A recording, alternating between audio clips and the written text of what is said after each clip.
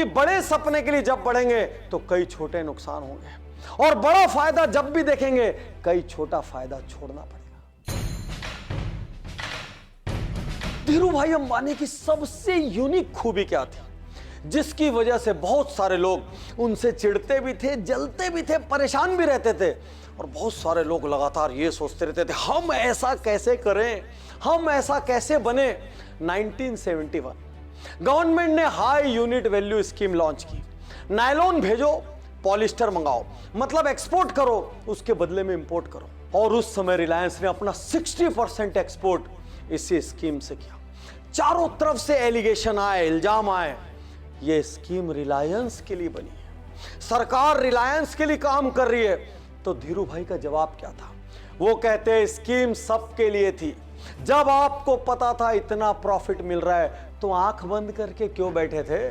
किसी ने रोका था क्या आपको कमाने से?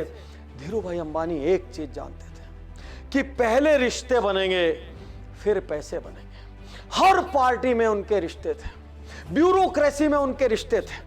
इसके बारे में बहुत सारी कहानियां प्रचलित है। कुछ लोग कहेंगे सही था, गलत था, लेकिन मैं कहूंगा यदि अपने सपनों को हासिल करने के लिए साम दाम दंड और भेद कोई व्यक्ति लेने को तैयार है तो वो गलत नहीं है। और धीरू भाई अंबानी का एक डायलॉग पूरे दुनिया को जिसने हिला दिया, मैं हर किसी को सलाम करना जानता हूं। आज आपसे एक बात कहता हूं, यदि व्यापार करना है तो आज का जमाना ऐसा है कि हर किसी के साथ आपको संबंध रखने होंगे। वो चाहे पॉलिटिशियन हो, वो चाहे ब्यूरोक्रेट्स हो, वो चाहे इंडस्ट्री लीडर्स हो, वो चाहे लेबर यूनियंस हो, इनके बिना व्यापार नहीं हो सकता। और यदि आप अपनी जगह पर अड़ के व्यापार करने का सोचेंगे, यहां पर मैं ये नहीं कह रहा हूं कि अपने प्रिंसिपल से कॉम्प्रोमाइज करें, मैं ये भी नहीं कह रहा हूं कि गलत माल दें, मैं ये भी नहीं कह रहा हूं कि चीट करें, लेकिन मैं ये कहना चाहता हूं यदि लोग बाधा खड़ी करेंगे तो क्या आप अपने सपनों को छोड़ देंगे या उन बाधाओं को बाईपास करने का रास्ता निकालेंगे? और यहां पर एक क्षण के लिए सही क्या है, गलत क्या है छोड़िए, क्योंकि हम एक महानायक की स्टडी कर रहे हैं जिसने हिंदुस्तान को सपने देखने का साहस दिया। वो क्या कहता है, एक मूवी डायलॉग में सुनते हैं। सरकारी दरवाजे थे ये आप लोग के बनाए हुए, या तो लात मार के खुलते थे या जी हजूरी देके। मैंने दोनों किया। जहां लात मार सकता था लात मारी, जहां आपने बोला सलाम दो मैंने बोला सलाम लो। Dubai. I am having a great time in Dubai. I just checked into this hotel. कि अब विमल को डोमेस्टिक मार्केट में लेकर आना है तो सबसे पहले प्राइसिंग। सबने उनको सलाह दी प्राइस कम रखो। उन्होंने कहा नहीं, प्राइसिंग में हाई रखूंगा क्योंकि मेरी प्रोडक्ट क्वालिटी बेहतर है। पहले दिन से प्रोडक्ट को एटीट्यूड के साथ मार्केट में लेकर आए। उसके बाद उन्होंने यह समझा कि जनता को यह प्रोडक्ट समझाना, इसकी क्वालिटी समझाना बहुत जरूरी है, तो उन्होंने पूरी brand value philosophy, brand promotion philosophy बनाई। और उस फिलॉसफी का कॉर्नर स्टोन था क्वालिटी, क्वालिटी और क्वालिटी। वो ये मानते थे कि देश की जनता को यदि मैं अफोर्डेबल रेट पर क्वालिटी परोसूंगा तो वो जरूर से जरूर लेंगे। लेकिन जब वो बाजार में गए, बाजार में खलबली मच गई। लोगों को ये बात हजम नहीं हो पा रही थी कि एक नई कंपनी आकर इतनी एग्रेसिव कैसे हो सकती है, अपने प्रोडक्ट को सुपीरियर कैसे बना सकती है, क्वालिटी पर इतना बड़ा फोकस, इतनी बड़ी कैंपेन कैसे रन कर सकती है। उन्होंने समझाने की बहुत कोशिश की, लोग नहीं माने। कोई और होता हिम्मत छोड़ देता। वो धीरू भाई थे। और आपको भी लेसन लेना है, कंपटीशन को उसी के तरीके से निपटाना है, बाजार नहीं छोड़ना है। उन्होंने क्या किया, उनका सबसे बड़ा राइवल कॉम्पिटिटर था बॉम्बे डाइंग। उन्होंने निर्णय लिया इन्हीं की तर्ज पर स्टोर खोलूंगा। उन्होंने लोगों को बोला मैं आपको पैसे का सपोर्ट दूंगा, मैं आपको मार्केटिंग का सपोर्ट दूंगा, मैं आपको एडवर्टाइजमेंट का सपोर्ट दूंगा, मैं एक नंबर प्रोडक्ट दूंगा, माल बेचिए। और देखते ही देखते पूरे हिंदुस्तान में विमल छा गया। इसके लिए उन्होंने क्या किया, अपने नियरेस्ट कंपटीटर से 400%, सोच के देखिए 400% ज्यादा एड बजट रखा। और क्या हुआ, कुछ सालों में company owned 20 outlet, 20,000 retail outlet तक विमल पहुंच गया और 1000 फ्रेंचाइजी खुल गई और लोगों की जबान पर छा गया। Dressing up new India. और आज आपसे कहना चाहता हूं, यदि कंपटीशन में रहना चाहते हैं तो अपने यूएसपी को ध्यान से देखिए। प्राइस वॉर, सिर्फ प्रोडक्ट का रेट सस्ता करने से कुछ नहीं होगा। यदि मार्केट में हमला करना है, थोड़ा रिस्क लेना पड़ेगा, एग्रेसिव कैंपेन्स चलानी पड़ेगी, आपको अपने डिस्ट्रीब्यूशन चैनल को भरोसा दिलाना पड़ेगा।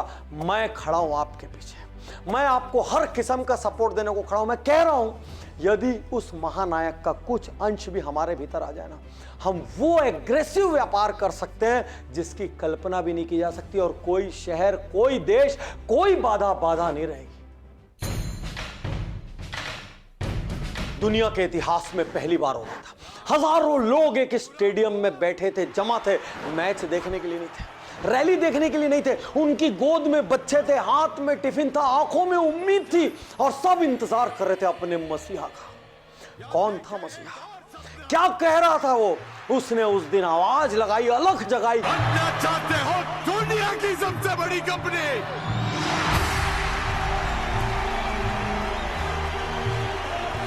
और इस वक्त जब मैं बोल रहा हूं, मेरे अंदर गूज बम्प्स है। मैं बता नहीं सकता कि मैं किस इमोशन से गुजर रहा हूं। यह सपना कोई देख सकता था कि एक कंपनी एक स्टेडियम में मीटिंग करेगी?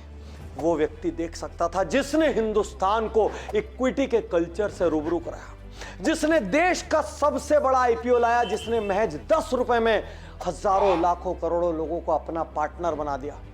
और सोचिए इमोशन, जब कोई ये बात कहता है, रिलायंस के कुछ शेयर बेचकर मैंने अपनी बेटी की शादी की, मेरा मकान मैंने रिलायंस के कुछ शेयर बेच के बनाया। छोटे छोटे लोग महज कुछ शेयर के साथ आज लखपति, करोड़पति हैं। ये श्रेय किसको जाता है? ये श्रेय सिर्फ और सिर्फ जाता है धीरू भाई अंबानी को। और यदि आप और हम स्टॉक मार्केट की इतनी चर्चा करते हैं और इतने आईपीओज में इन्वेस्ट करते हैं, तो सीधे सीधे हम सबको अंबानी जी को सलाम करना चाहिए। और यह अंतिम किस्सा सुनाते हुए इस वक्त मेरी आंख में हजारों बल्ब जल रहे हैं। आपसे कहना चाहता हूं, कितनी भी विपत्ति आए, कितनी भी मुश्किलें आए, वो मुश्किलें आर्थिक हो, सामाजिक हो, शारीरिक हो, अरे आप अपंग क्यों ना हो जाएं, उसके बावजूद भी आप सपने देख सकते हैं, उसके बावजूद भी आप विजन रख सकते हैं। धीरू भाई का यह किस्सा बहुत ध्यान से सुनिएगा। एक सुबह मुकेश भाई और अनिल भाई धीरू भाई जी के कमरे में पहुंचे। धीरू भाई बीमार थे, 2002 की बात है। उनको एक तरफ पैरालिसिस हो चुका था, स्थिति ठीक नहीं थी, फिर भी चेहरे की मुस्कुराहट हटी नहीं थी। बच्चों ने पापा से कहा, पापा बहुत टेंशन हो रहा है। क्या बात है? इतना कंपटीशन है मार्केट में, इतनी टेलीकॉम कंपनियां, उस बीच हम रिलायंस लेके आ रहे हैं, टेलीकॉम में घुस रहे हैं, कैसा करेंगे? धीरू भाई अंबानी ने हंसते हुए जो जवाब दिया, यह जवाब विपरीत परिस्थितियों में कितनी क्रांतिकारी सोच रख सकते हैं, उसका उदाहरण है। उन्होंने अनिल से कहा, अनिल ये बताओ, सबसे सस्ते रेट पर लोग किस कम्युनिकेशन मीडियम का इस्तेमाल करते हैं? और अनिल सोच में पड़ गए। अनिल ने कहा, पापा पोस्ट कार्ड। धीरू भाई ने जवाब दिया, जिस दिन लोग पोस्ट कार्ड के रेट पर फोन को पालेंगे, उस दिन पूरा भारत इसको अडॉप्ट कर लेगा, पूरा भारत इसका दीवाना हो जाएगा। हिंदुस्तान को कम रेट पर अच्छी चीजें दो, हिंदुस्तानी तुरंत लेता है। आपको पता है तब कॉल का रेट क्या था? 15 रुपए। और रिलायंस ने कितने में लॉन्च किया? 15 पैसे। और मुस्कुराते हुए धीरू भाई ने कहा, जाओ अनिल, कर लो दुनिया मुट्ठी में। और बच्चों ने जवाब दिया, पापा आपने तो स्लोगन दे दिया। और यहां जन्म हुआ था रिलायंस का। रिलायंस इंफोकॉम, जैसा उन्होंने सोचा था। एक सपना हुआ साकार, एक सपना। बुकिंग की गड़बड़ियों की वजह से वो नहीं चल पाया, लेकिन मुकेश ने उन सपनों को सच कर दिखाया और जियो दुनिया की सबसे बड़ी कंपनियों में से एक है। यदि मुकेश अंबानी के विजन की बात करेंगे तो वो विजन कहां से आया? पद्म विभूषण धीरू भाई अंबानी जी ने यह विजन दिया। आज उनके बच्चे दुनिया पर राज करने का सोच रहे हैं। वो विजन कहां से आया? वो विजन उन मुश्किलों से आया जिन मुश्किलों में धीरू भाई पेट्रोल पंप पर काम किया करते थे, या मसाले बेचा करते थे, या किसी देश की करेंसी को गायब किया करते थे। सार ये है, धीरू भाई अंबानी हमारे लिए एक चलता फिरता एमबी है। इस केस स्टडी को आपने देखा,